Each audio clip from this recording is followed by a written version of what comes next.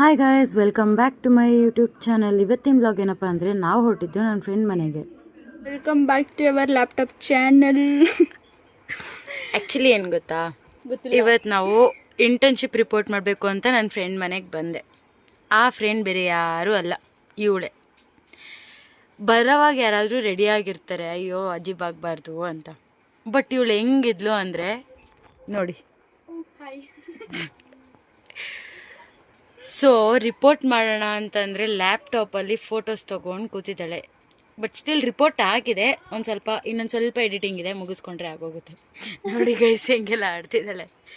So ಬಂದ ತಕ್ಷಣ ಅವ್ರ ಅಮ್ಮ ನೀರು ಕೊಟ್ಟರು, ಮತ್ತು ಚಪಾತಿ ಹಾಕಿದ್ರು, ಮಧ್ಯಾಹ್ನ ಕೊಟ್ಟಿಲ್ಲ, ತಿನ್ಕೊಂಡ್ವಿ.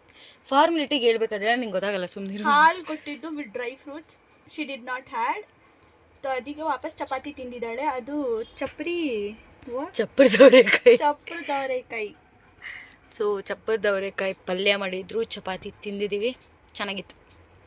ನಮ್ಮಮ್ಮ ಅಲ್ವಾ. So will continue in 5 minutes.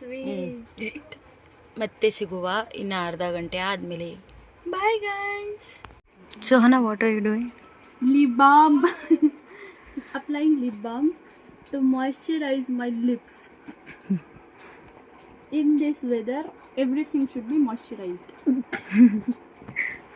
Report ಎಲ್ಲ ಆಯಿತು. ಸೊ ನಾವಿವಾಗ ಪ್ರಿಂಟೌಟ್ ತೆಗೆಸ್ಕೊಬರಕ್ಕೆ ಹೋಗ್ತಾ ಇದ್ದೀವಿ ಅಷ್ಟೇ.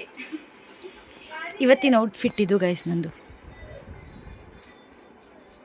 ನಂದಿದು ಗೈಸ್, ನಂದು ಇದು. ಸೊ ಇವಾಗ ನಾವು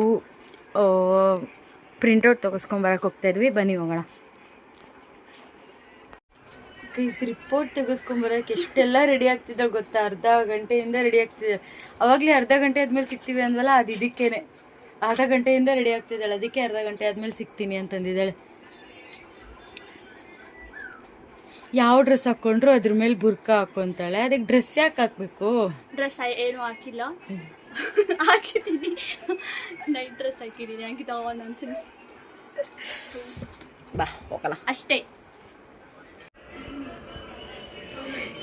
ಕುಡಿ ಎಣ್ಣೆ ಕುಡಿತಾಳೆ ಕೈಸಿಗಳು.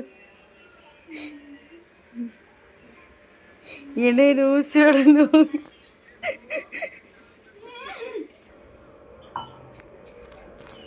Lips are hydrated and ನೋಡಿ ಎಷ್ಟು ಚೆನ್ನಾಗಿದೆ ಬರ್ಡ್ಸ್.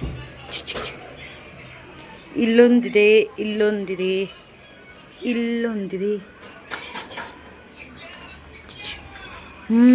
ಹಾರ್ತಾ ಇದೆ, ಸೌಂಡ್ ಮಾಡ್ತಾ ಇದೆ.